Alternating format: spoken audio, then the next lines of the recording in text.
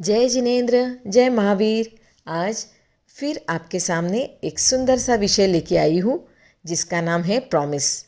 हम जिंदगी में बहुत सारे प्रॉमिस करते हैं किसी न किसी चीज़ का। जैसे हम करते हैं कि मम्मी मैं आपसे होमवर्क टाइम से करूँगा, रात को खाना नहीं खाऊँगा, है ना? करते हो आप ऐसा? तो जीवन को मर्यादित बनाने के लिए, आत्म कल्याण के लिए, बिना ज़रूरत की डिमांड्स की जो चीज़ें हैं ना, कम करने के लिए, अनर्थ के पाप से बचने के लिए जो नियम स्वीकारे जाते हैं उसे व्रत कहते हैं। व्रत को धारण करने से दो व्रत की रक्षा होती है, एक तो अहिंसा और एक अपरिग्रह व्रत की रक्षा होती है।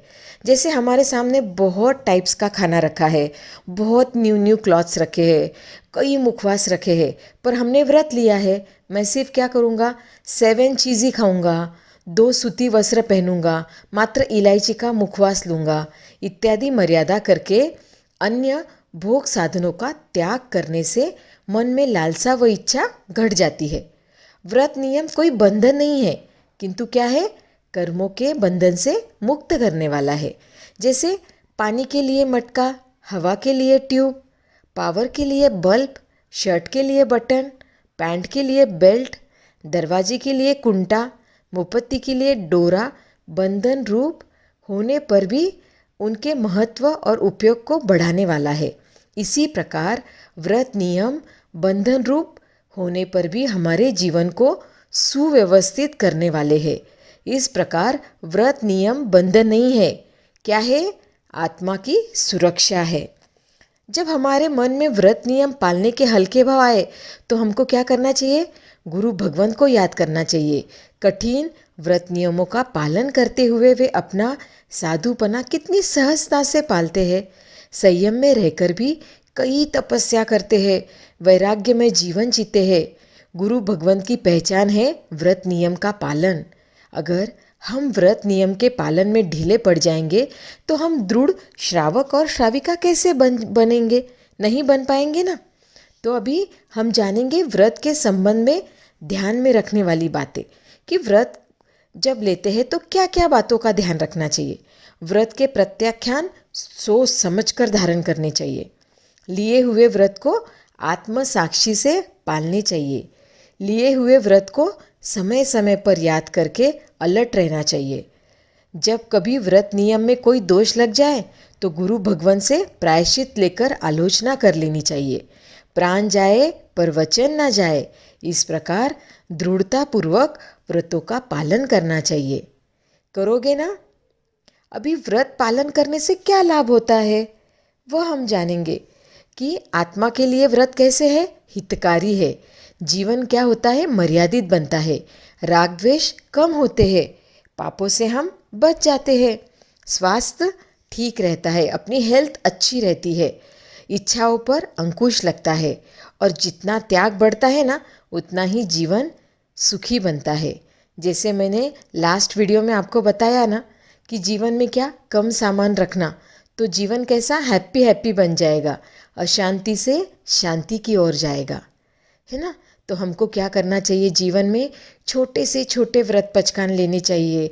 जैसे रात्रि भोजन त्याग, तिवियार, चोइयार, ये सब व्रत धारण करने से हम अनर्थ के पाप से बचेंगे और कर्मों की निर्जरा भी कर सकते हैं।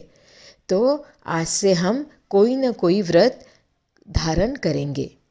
आजकल तो लोग नियम से भी चिढ़ने लग गए हैं, पर याद रखिए नियम लिए बिना उद्धार नहीं है।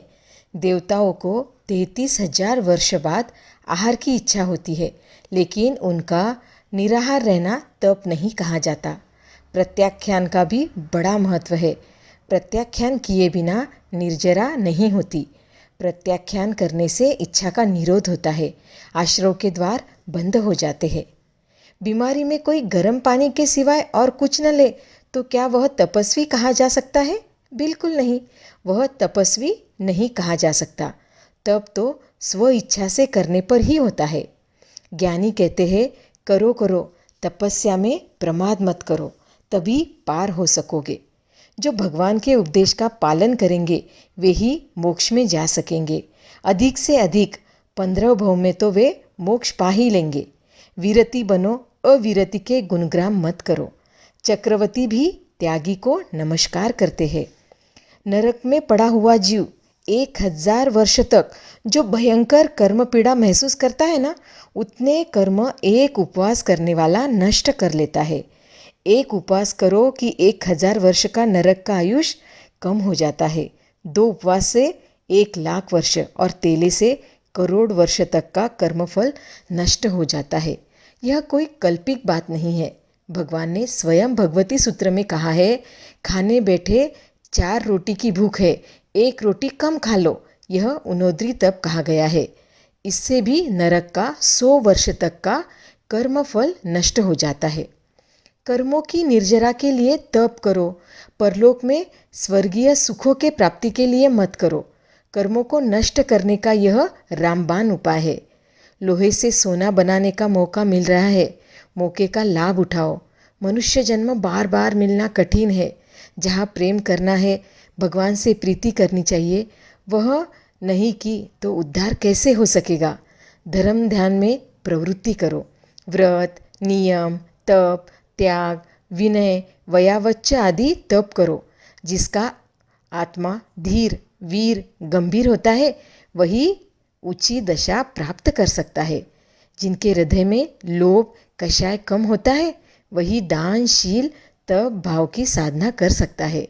ज्ञान, दर्शन, चारित्र्य, तप को आराधना करना मोक्ष का मार्ग है। जिसके मन में धर्म रमता है ना, उसको देवता भी नमस्कार करते हैं। मन भर पानी में सेर भर शक्कर डाल दो ना, वह मीठा थोड़ा हो सकता है। इसी तरह तुम भी धर्म तो कम करना चाहते हो और फल ज़्यादा चाहते हो। ये कैसे संभव होगा? जहाँ धर्म है वही सुख है। जहाँ धर्म रहता है वही मोक्ष रूपी लक्ष्मी का निवास होता है। तो हमको प्रत्याख्यान से चिढ़ना नहीं चाहिए, उसको जीवन में उतारना चाहिए और छोटे छोटे पचकान लेने चाहिए। अगले वीडियो में फिर से मिलती हूँ।